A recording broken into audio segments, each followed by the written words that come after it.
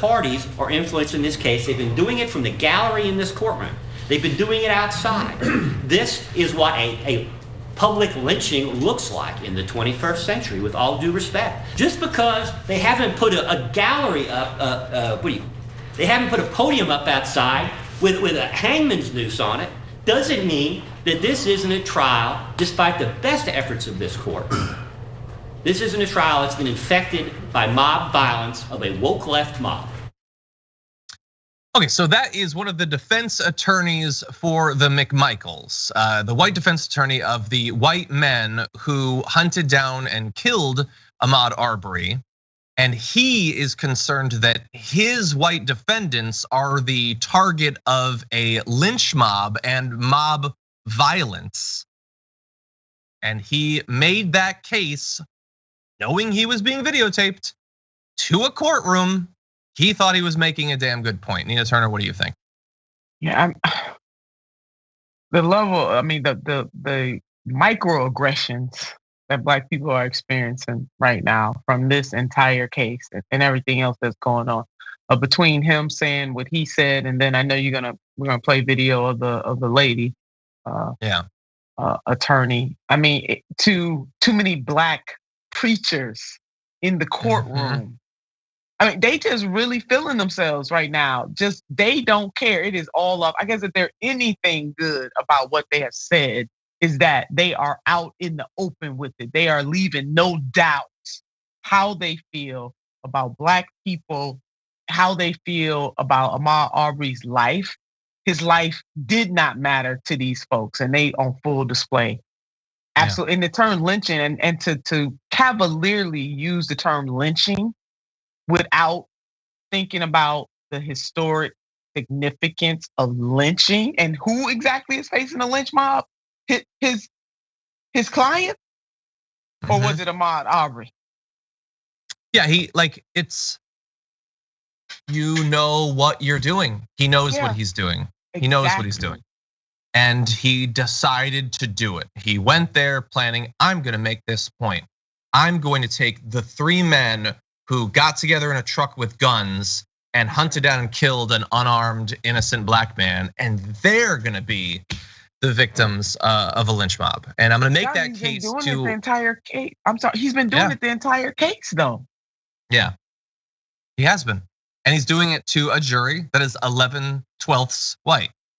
That's the only thing I disagree with you on is it doesn't seem like it can be classified as a microaggression at this point. Like, that is. Well, you're right. Maybe I was too light on that. Yeah, you're right. Ooh. Go bigger. No, you're right with the terminology, but they know what they're doing. So let's demonstrate that with another lawyer. So you refer to this video. Here's another lawyer in the same case. So here's another. Turning Ahmaud Arbery into a victim after the choices that he made does not reflect the reality of what brought Ahmaud Arbery to Satilla Shores in his khaki shorts with no socks to cover his long, dirty toenails. Nina? John, there was a book written in the early part of the 20th century. I think it was in the 1900s, and it's called The Negro, the Beast. And it was written by Charles Carroll. I swear to you, when I close my eyes and I listen to that person talk, I feel like I'm reading that book. Because Charles Carroll in this book intimated that God created Black people lesser than white people, and that we were just a little higher than the apes.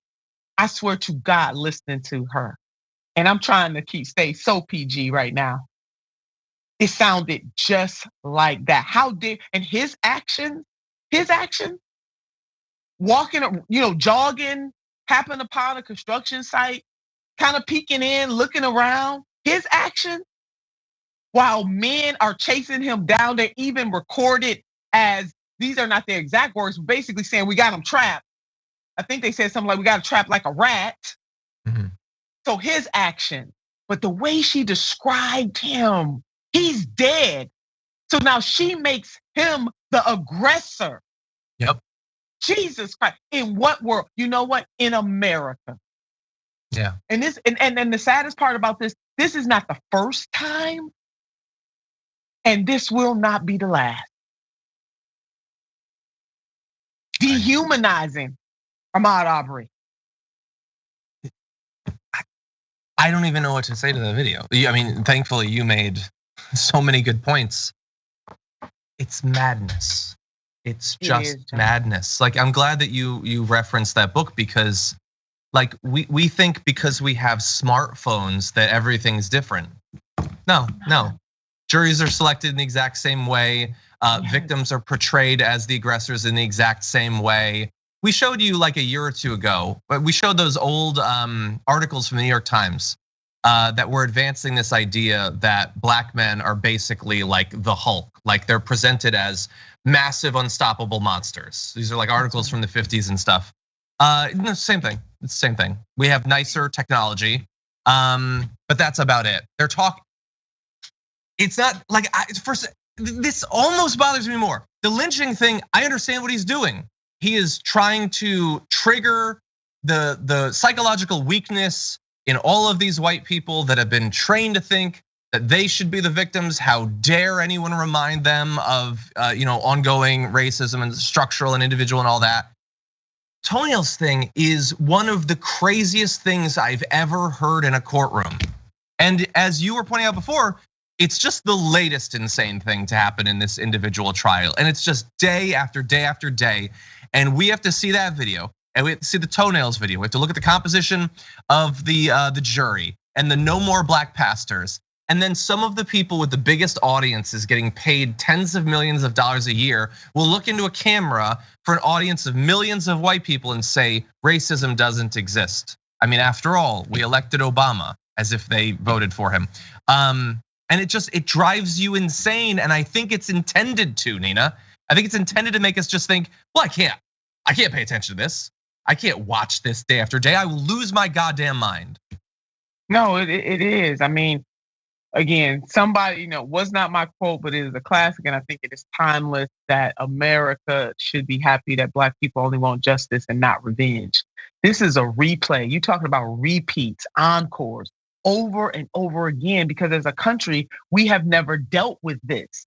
And when you have, like you laid out, people who have the biggest platforms ever, this century is even more dangerous because we have that technology to continue to propagate these damn lies. And that is what they are. And thank God this is PG, because all kinds of words are coming to my mind right now. I do speak another language, baby. Yeah. And I speak it very well. And that attorney, and I am being, I am trying to hold myself together. And she knew exactly what she was doing too, because for that jury, she's gonna draw a picture of somebody that is a beast, somebody that is not deserving of justice, somebody that is not like one of us. And he caused his own death.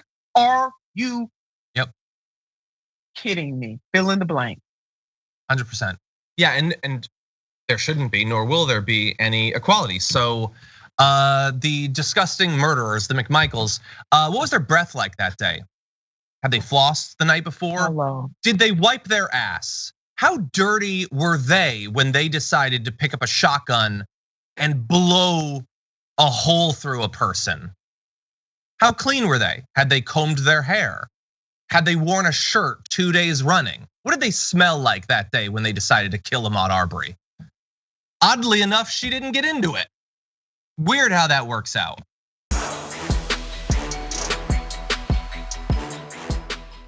For more political news, breakdowns, interviews, stories of activism, and me trying my hardest to care about the occasional big celebrity news story, subscribe to our YouTube channel at youtube.com/The Damage Report. And you can ring the bell wherever it is so you don't miss anything.